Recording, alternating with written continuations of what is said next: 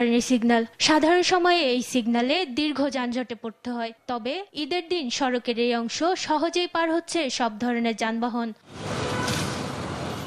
রাস্তায় traffic police থাকলেও খুব বেশি বেগ পেতে হচ্ছে না তাদের। ফাঁকা রাজধানীতে খুব কম সময়ে গন্তব্য যেতে পারায় খুশি সাধারণ মানুষ। স্বাভাবিক সময়ে এমন ফাঁকা থাকলে বদলে যেত জীবনযাত্রা। লিখিতভাবে এইরকমই যদি থাকতো আমাদের জনজীবনের জন্য একটা শান্তিপূর্ণ, আসলে শহরের মজাটা এটা পাচ্ছি। ঈদের সময় সবাই ছুটিতে আছে, যেহেতু ফাঁকা থাকলে তো ভালোই লাগে, বিনোদন হচ্ছে, ভালোই লাগছে।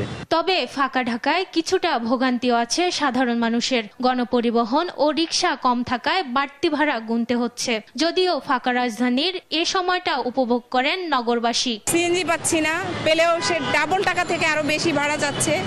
রিক্সাও একই অবস্থা, দূরে কোথাও রিক্সা যাচ্ছে না, সিএনজি নিয়ে যাইতে বাধ্য হচ্ছি। রিক্সা, উবার চালক, গণপরিবহনে যাত্রী কম থাকায় কমেছে আয়ও। তবে ঈদের এ সময়টা যানজট না থাকায় স্বস্তিতে